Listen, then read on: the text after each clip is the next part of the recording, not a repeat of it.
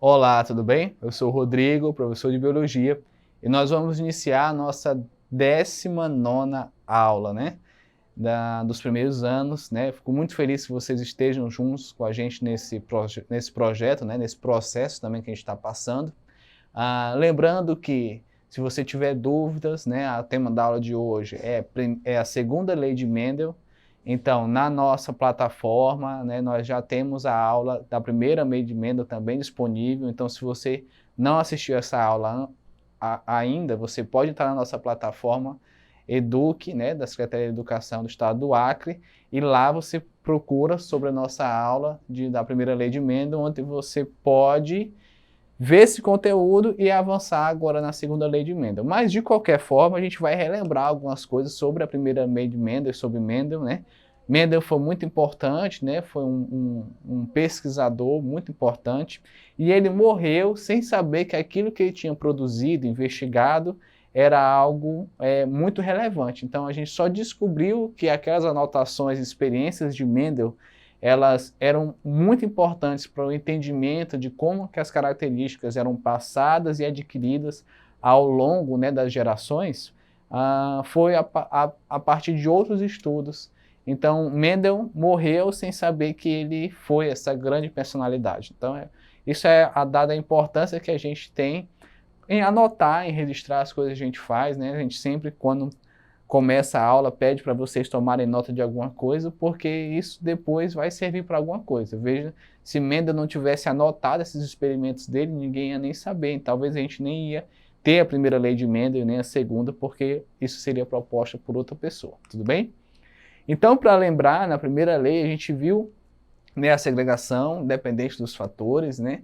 E a gente viu também, né, dadas as proporções de cada cruzamento, 4 possibilidades, né? Então, por exemplo, quando eu tenho, né, os cromossomos, né, separados em cada gameta e eu tenho cruzamento, eu vou fazer a combinação naquele quadradinho lá que a gente vai ver na aula de hoje.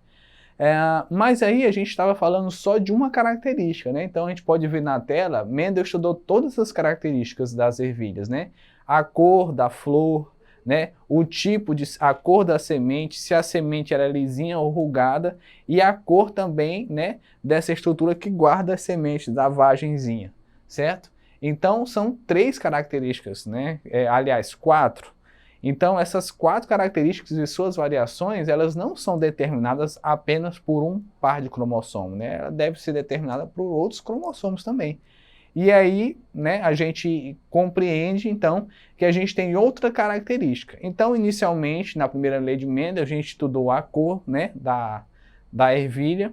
E agora, para a segunda lei de Mendel, a gente não vai adicionar outra característica. Então, vamos relembrar aqui mais uma vez, na primeira lei de Mendel a gente tem um cruzamento, né, entre 2 seres, a divisão dos gametas. Então, por exemplo, um cruzamento de um ser totalmente dominante, né, para um ser totalmente recessivo, eu tenho a primeira geração F1 heterozigota, né, e o cruzamento de 2 heterozigotos eu vou ter essa proporção aí, né, 1, 2, 1, que eu vou ter 1% de dominante, né, ou 25% de dominantes, 50% vão ser seres heterozigotos e 25%, né, de novo, vão ser seres homozigotos recessivos, né?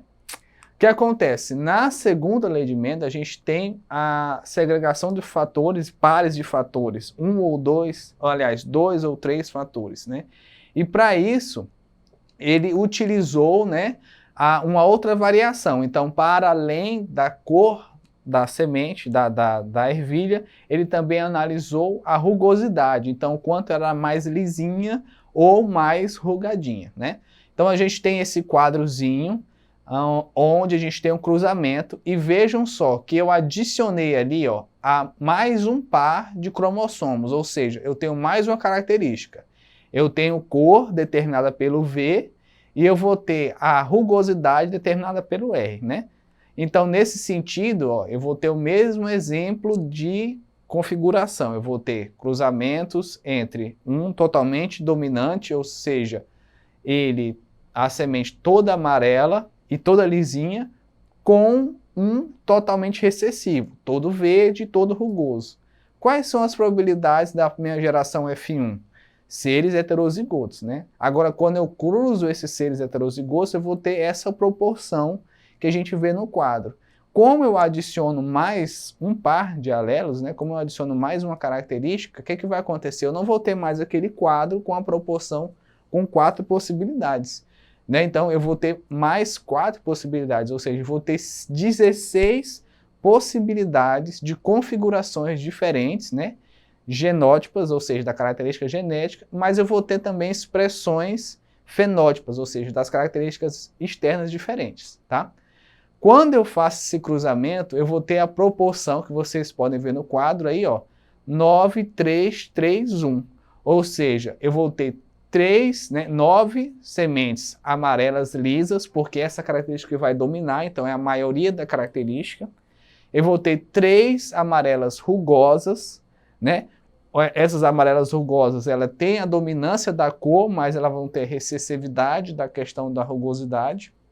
3 verdes lisas, eu vou ter a recessividade da cor verde, né? Aparecendo a cor verde, mas a característica dominante lisa. E eu vou ter uma totalmente recessiva, né? Uma possibilidade totalmente recessiva. Nesse sentido, a segunda lei de Mendel, ela vai trazer a proporção 9, 3, 3, 1, considerando o cruzamento de 2 características diferentes, ou seja, eu vou ter 2 pares de cromossomos expressando 2 características diferentes. Se eu adicionar mais um par, ou seja, eu vou ter 3 pares, né? Vão ser 6 alelos diferentes, o que vai acontecer? Eu vou adicionar mais uma na minha proporção. Ou seja, se eu tiver 3 pares, eu vou ter a proporção 9, 9, 3, 3, 3, 1, certo? Eu vou adicionar mais umas características. Lembrando que essa proporção que vocês estão vendo aí no quadro, ela vai aumentando conforme eu vou aumentando características. É por isso que as nossas características físicas, por exemplo, elas são tão diversas, entendeu? Porque nesse caso a gente está só considerando coisas práticas e a gente está até desconsiderando outras propriedades, interações gênicas, né? Alelos que vão ser indicar recessividade, dominância, né? A codominância, interação ou não. Então, níveis de expressão de características diferentes. Todas essas relações entre a combinação gênica são muito diversas. Então, é por isso, por exemplo, que nós, seres humanos, nós temos tantas características distintas entre, né, populações, povos, etnias, enfim.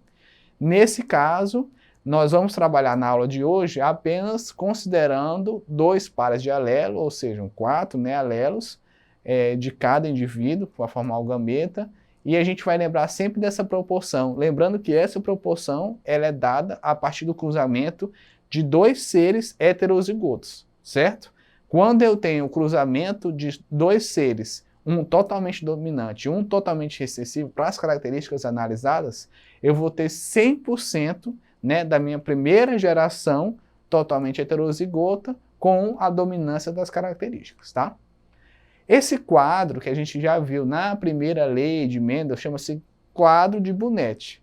Esse quadro ele pode ser aplicado para qualquer questão. Então, por exemplo, se você tem uma dúvida no cruzamento entre 2 indivíduos, né, se você está fazendo uma questão, aí você vê lá, por exemplo, o indivíduo é azão, azão, bezinho, bezão, né, bezão, bezinho, com um indivíduo totalmente recessivo, azinho, azinho, bezinho, bezinho, como é que eu vou saber como vai ficar esse cruzamento, né? Eu não sei, a gente não sabe a proporção disso. Aí você desenha o quadro, distribui aí, ó, por exemplo, no exemplo que a gente tem nesse quadro, as variáveis, né, as possibilidades de cruzamentos. Então, por exemplo, se eu tenho um cruzamento, né, de 2 seres heterozigotos, Rzão, Rzinho, Vzão, Vzinho, quais são as possibilidades? Então, eu vou ter um Rzão e um Vzão do pai e da mãe, eu vou ter um Rzão e um Vzinho do pai e da mãe, eu vou ter um Rzinho e um Vzão do pai e da mãe, e eu vou ter um Rzinho e um Vzinho do pai e da mãe.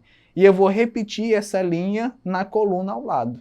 Depois eu vou fazer os cruzamentos, veja só.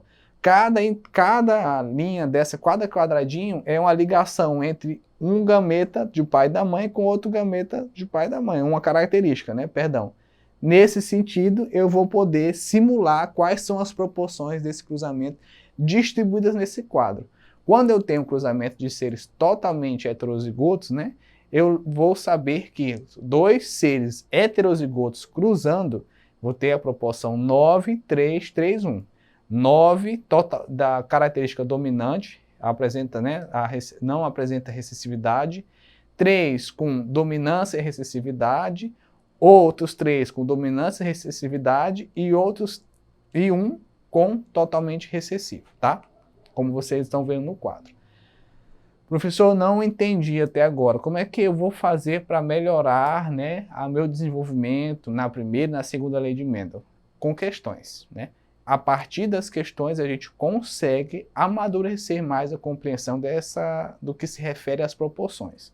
Vamos ao nosso exercitando de hoje. Então, ó, se um indivíduo com genótipo, né, Azão, Azinho, Bzão, Bzinho, heterozigoto para a característica, indiferente do que é essa característica, for autofecundado, ou seja, eu vou ter o cruzamento entre dois seres, né, no caso um ser mesmo, ele vai ser autofecundado, mas vamos considerar que eu vou ter o cruzamento de heterozigotos.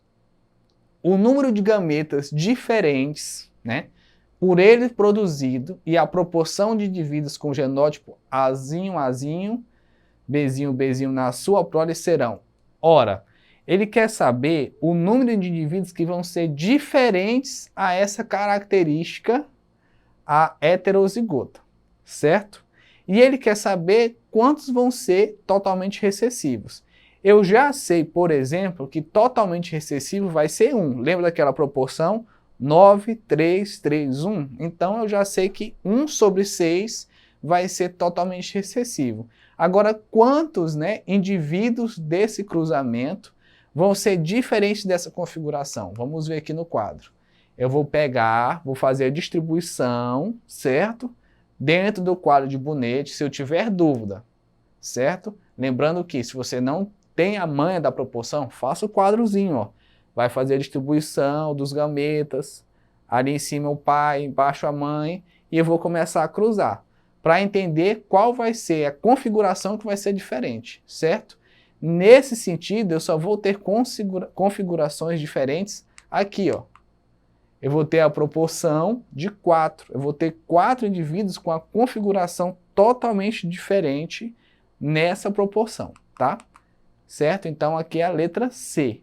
Lembrando que eu estou cruzando dois seres heterozigotos. Isso eu conheço muito bem. Se eu tivesse uma outra configuração, né, desse genótipo, eu poderia fazer novamente o quadro, distribuindo cada uma das letrinhas, né, cruzando, fazendo as relações, e essas relações eu ia descobrir a proporção, eu ia descobrir cada característica e as suas expressões. Lembrando que aqui a gente está considerando dominância e recessividade. Características, o que é dominante? É mais forte, ele chama a característica, ele domina sobre a outra característica. E a recessividade é aquela que perde sempre, ela, na presença dela, ela só vai acontecer se ela dominar aquilo lá, se ela for tudo. Se ela não for tudo, ela não vai ser expressa, tá? Outra atividade do nosso exercitando de hoje. Um indivíduo com genótipo, olha só, agora eu tenho 4 pares de alelos, tá? Nesse sentido, eu quero saber quais são as quantidades de gametas que eu vou ter nisso aqui. Lembre-se que o gameta, ele é haploide. Ele não é haploide, ele tem a metade do material genético. Ora, se cada par, né, desse aí representa o cruzamento, um indivíduo diploide, quando eu for separar, eu vou contar quantas letrinhas dessas eu vou poder separar, quantos alelos, né, vai formar cada gameta. Aí eu vou ter aqui, ó, A, B, Azão, Bzinho, Azão, Azinho, Bzinho, Bzinho, Czão, Czinho, Dzão, Dzinho. Eu tenho 8 letras, né? Então eu vou ter 8 gametas formados separados, tá? Então nessa questão eu vou apenas contar o número de pares, eu tenho os pares dos alelos, né? Enfim, e aí eu vou dividir eles e vou encontrar as características, tá? Lembrando que Todas as aulas estão disponíveis na plataforma do EducaC. Se você tem dúvida, professor, essa aula não está muito boa, enfim, você pode acessar outras aulas, você pode ver os seus vídeos, outros vídeos, e pode tirar a dúvida com o seu professor, onde ele vai passar os conteúdos da aula, tá bem? Fiquem bem, fiquem com Deus e até a nossa próxima aula.